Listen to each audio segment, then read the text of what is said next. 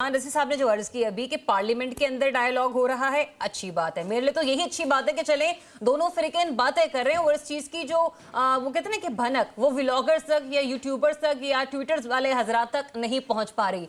लेकिन क्या आपकी इत्तलात भी बिल्कुल ऐसी ही हैं या इस्लामाबाद की जो हवाएं हैं वो आपको कोई और पैगाम दे रही हैं?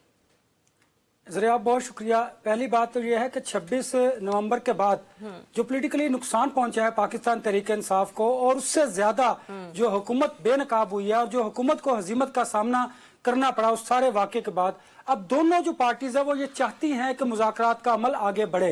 अब मुज़ाकरात हो कहाँ पर रहे हैं? पार्लियामेंट के अंदर जब आप सेशन में होते हैं, गैलरीज के अंदर होते हैं, तो वहां पर आप एक दूसरे की बात गुफ्तगू होती है, फिर आप पार्लियामेंट के अंदर आकर बड़े सॉफ्ट स्पोकन होते हैं। लेकिन मैंने कई मामलात पे जो हुकूमती वज़रा है उनको कहते हुए सुना है कि असद कैसर साहब को एक खत लिखें या कोई उन्हें अर्जी दें। माजी में क्या ऐसी कोई मिसाल हमें मिलती है कि जब भी मुज़ाकरात होने हो तो चले पहले आप एक डॉक्यूमेंट जमा करवाएंगे, एप्लीकेशन मौदबाना गुजारिश है और ब्ला ब्ला ब्ला? नहीं, ऐसा नहीं होता। उसकी वजह यह है कि माजी में भी जब भी मुज़ाकरात होते हैं तो स्पीकर ऑफिस से गैर जानिबदार ऑफिस तस्वुर किया जाता है। अच्छा। जहां पर हुकूमत और अपोजिशन के जो लोग होते हैं वो वहां पर सीनियर रहनुमा बैठकर बात करते हैं, वहां से बात का आगाज होता है और वह आगाज से आगे मामला बढ़ता है। लेकिन जरा मैं आपको अब बताता हूं, जिस तरह आप 18 मार्च की डेट याद रखेंगे, ये भी याद रखिएगा कि एक वक्त आएगा कि ये मुज़ाकरात ब्रेक होंगे और हुकूमत की जानिब से कोई बयान दिए जाएंगे। मैंने कल भी अर्ज की थी कि हुकूमत चाहती ये है कि वो टाइम टेकिंग किया जाए,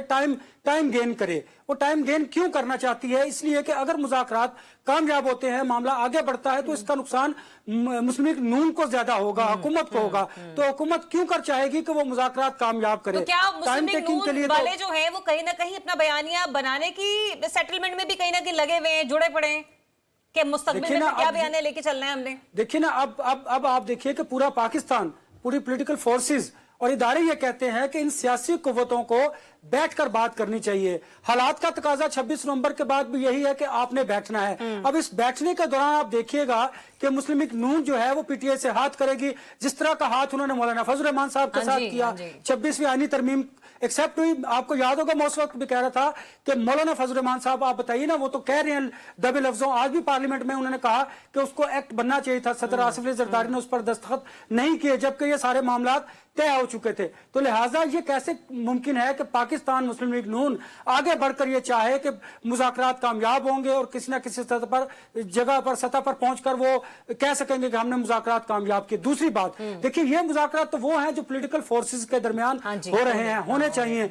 भले आप दुनिया को दिखाने के लिए करें, मीडिया को खामोश करने के लिए करें, या मीडिया में एक नई डिबेट जनरेट करने के लिए आप ये मुज़ाकरात करें ताकि आप टाइम टेकिंग कर सके। लेकिन एक मुज़ाकरात वो हैं जिसके बात हम करते हैं कि बानी पीटीआई और एस्टेब्लिशमेंट के दरमियान होंगे, जो फैसला साजों के दरमियान होंगे, और उसका रिजल्ट आपको फरवरी के एंड में और मार्च के दरमियान आपको होता दिखाई देगा। अनफोल्ड होंगी चीजें, आप देखेंगे। अनवर रज़ा साहब, जब 26वीं आईनी तरमीम पास हो रही थी, हमने देखा उस वक्त हुकूमत ने इस हद तक उजलत का मुजाहरा किया कि जिसकी शायद ही मुस्तकबिल में या माजी में हमें कोई मिसाल मिले।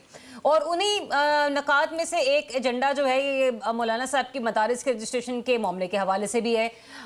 बेसिकली अगर मैं अपनी राय का भी इजहार करूं, जो मदारिस के रजिस्ट्रेशन के मामले पर मौलाना साहब के तहफ़्फ़ुज़ात हैं, मी बीइंग पाकिस्तानी, या मैं भी चूँकि स्टूडेंट रही हूँ और जो मैं अपने इर्द गिर्द में बच्चों को देखती हूँ जो भी मदारिस में दीनी तालीम हासिल कर रहे हैं, मौलाना साहब के कई मामलात से मुझे इख्तलाफ तो है। क्या वजह है कि ये बच्चे जो हैं मतलब एक उनका हाँ बिल्कुल जो दूसरी तालीम है वो हासिल नहीं कर सकते। फिर दूसरा ये भी कि क्यों रजिस्टर नहीं हो सकते, इनका डेटा होना चाहिए गवर्नमेंट के पास, सब कुछ मामलात होने चाहिए ताकि खुदा ना खास्ता कल कुछ भी हो तो मालूम तो ये बच्चे पढ़ कहाँ रहे हैं, क्या होता है क्या नहीं होता। लेकिन बावजूद इसके मुझे ये बताइए कि गवर्नमेंट ने अगर मान भी लिए थे इनके मामलात और इनके तहफ़्फ़ुज़ात, तो फिर क्या वजह हुई कि मतलब उन्होंने सजी दिखा के खबी मार दी? ज़रिया आप देखिए, हमने हमेशा नेशनल इंटरेस्ट की जगह पर अपने ज़ाती मफादात और सियासी मफादात को तरजीह दी है। इस मामले में भी ऐसा हुआ है। आपको याद होगा फैटफ के मामले पे मदारिस की जो था वो मामला बड़ा ज़ेर गौर आया, और फैटफ के मामले पे मदारिस की रजिस्ट्रेशन का मामला ज़ेर बहस भी आया और उस पर पाकिस्तान को अमल भी करना था। फिर नेशनल एक्शन प्लान के दौर में भी इस नुकता ये शामिल था कि मदारिस की रजिस्ट्रेशन की जाए। देखिए ये बात बिल्कुल दुरुस्त है। अगर आप टेक्निकली भी देखें कि इन मदारिस को वजारत तालीम के ही ज़ेर असर होना चाहिए, होना चाहिए मातहत। अब हुआ क्या, हुकूमत ने इसमें भी हाथ किया। हुकूमत ने उलमा के सामने उलमा को लाकर खड़ा कर दिया। मौलाना फजल रहमान भी बड़े समझदार है। अब वो हुकूमत से तो लड़ाई लड़ सकते हैं, इस्टेब्लिशमेंट से भी गिले शिकवे कर सकते हैं, तल्ख गुफ्तगू कर सकते हैं, लेकिन मदारिस के मामले पर देखिए ना कि उलमा के सामने वो खड़े नहीं हो सकते, ये बात उन्हें पता। लेकिन हुकूमत ने बड़ा स्मार्टली प्ले किया, इसे बारीक वारदात कहते हैं, जो अक्सर रजी साहब भी कर जाते हैं। तो वो उन्होंने इस तरह किया। तो मौलाना साहब आप देखिए कि एमकेएम के दर पर जा रहे हैं, कभी कहां पर जा रहे हैं।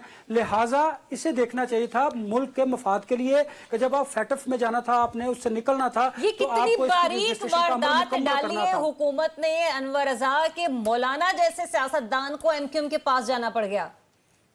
आप देखिए ना कि जब 26वीं आईनी तरमीम इतवार को सुबह फजर के वक्त इन्होंने अप्रूव की, इतनी उजलत थी ने कि आपको याद होगा। तो इन्होंने हुकूमत को पता था कि हमने अदलिया को कैसे सरनगू करना है, हमने कैसे। आपको पता नहीं कि 26वीं तरमीम का बिल सुबह 5 बजे पास हुआ था? मतलब मैं हैरान हूं।